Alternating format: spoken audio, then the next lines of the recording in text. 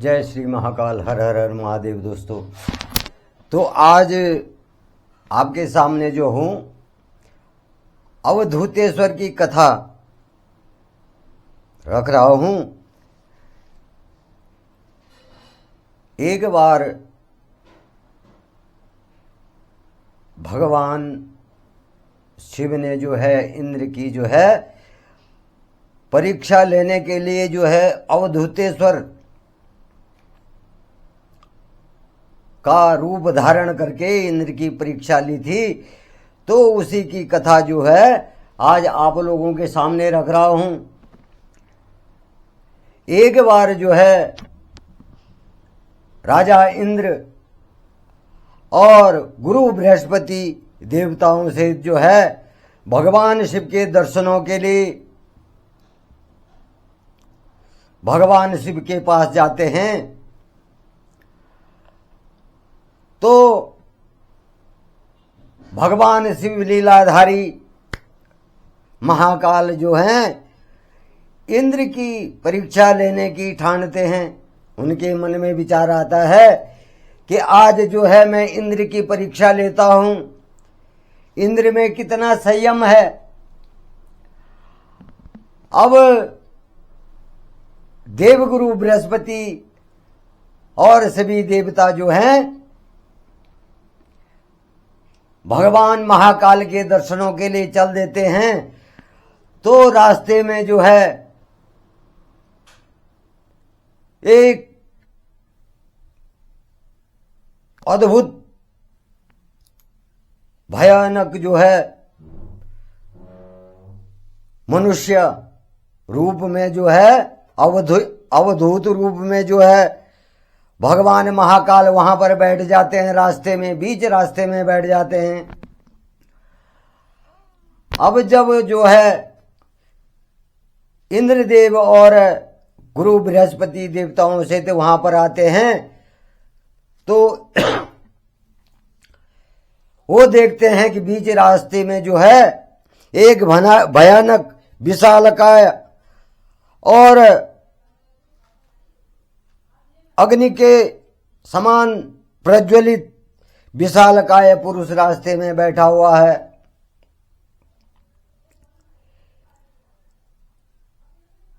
अब उस पुरुष को रास्ते में बैठा देख करके वो आश्चर्यचकित हो जाते हैं और इंद्रदेव उसको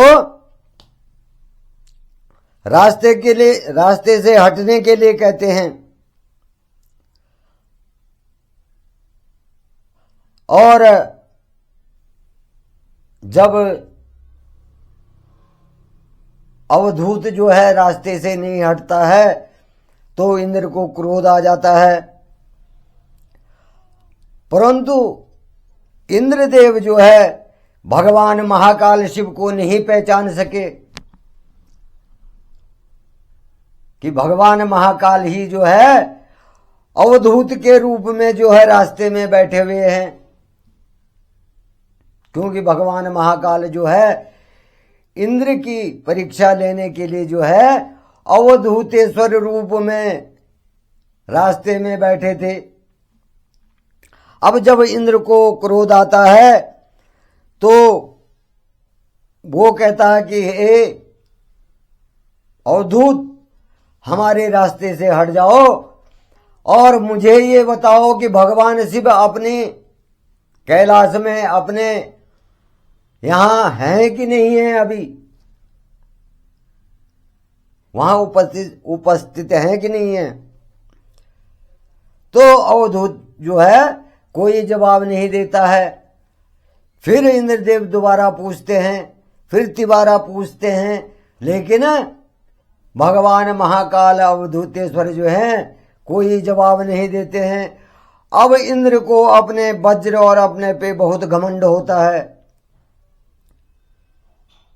क्योंकि इंद्र जो है देवताओं का राजा होता है तो उस पे अपने बल पर उस पे घमंड होता है।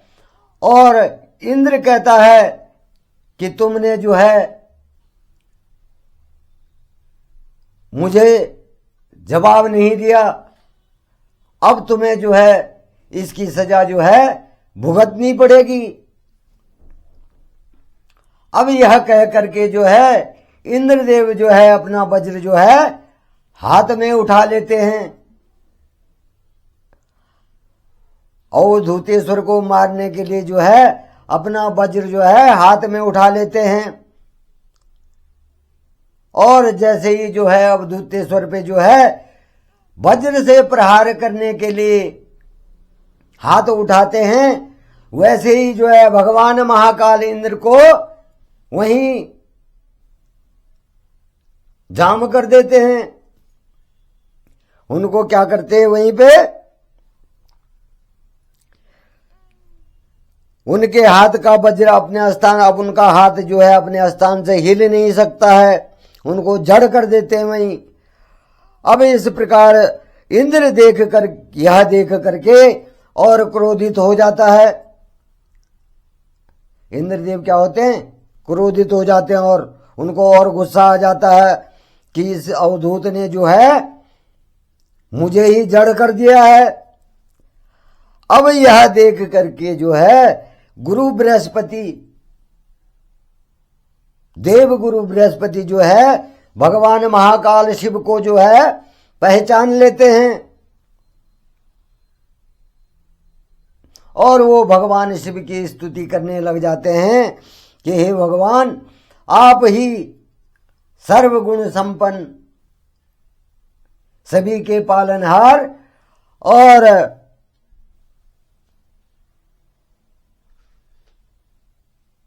सभी के जो है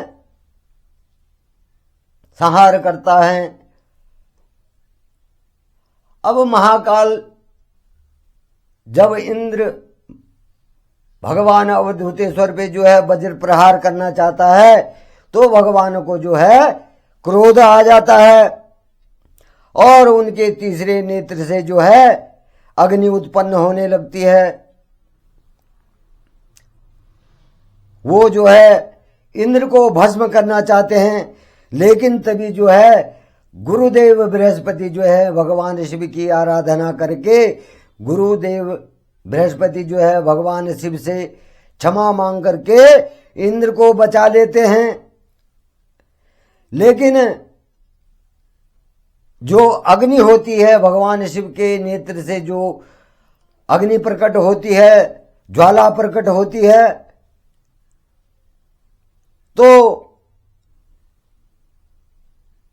वो अब रुक नहीं सकती।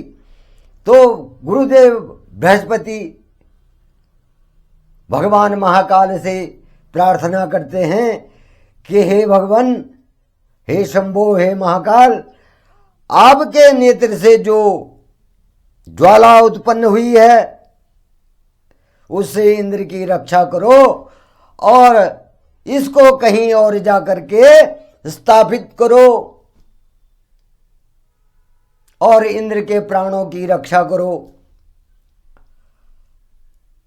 अब गुरुदेव बृहस्पति की प्रार्थना को सुन करके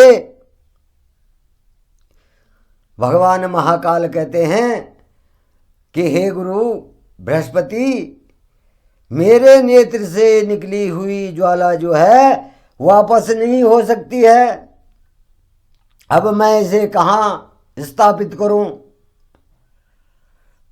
तो गुरुदेव बृहस्पति कहते हैं कि हे प्रभु, आप तो अंतर्यामी हैं और अब आपका इस ज्वाला पे पूर्ण आधिपत्य है। तो यह सुनकर के भगवान महाकाल जो हैं, भगवान शिव जो हैं, उस ज्वाला को समुद्र में स्थापित कर देते हैं। और जब वह ज्वाला जो है समुद्र में स्थापित हो जाती है तो वहां एक बालक उत्पन्न होता है। वहां जो है एक बालक जो है प्रकट हो जाता है उस ज्वाला से, और उसका नाम क्या होता है, उसका नाम जलंधर होता है।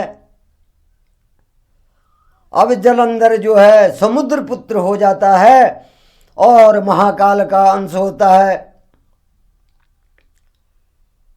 तो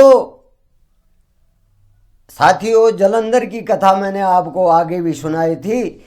तो जो है, जब जलंधर प्रकट होता है तो महाबलशाली महाबली योद्धा होता है और वो जो है देवताओं को भी हरा देता है, स्वर्ग पे जो है राज करता है और उसका अंत जो है भगवान महाकाल ही करते हैं। अब भगवान शिव ने जो है देवताओं से आग्रह किया कि हे देवताओं, मैंने इंद्र की परीक्षा लेने के लिए जो है इस अवधूत रूप को धारण किया था और इसको होना था, क्योंकि इसी कारण जो है जलंधर की उत्पत्ति भी होनी थी और इस जलंधर का वध भी मेरे ही हाथों होगा। तो यह अवधूत रूप देख करके भगवान महाकाल वहां से देवताओं को आशीर्वाद दे करके जो है देवताओं को दर्शन दे करके अंतर ध्यान हो जाते हैं। तो जय श्री महाकाल, हर हर हर महादेव।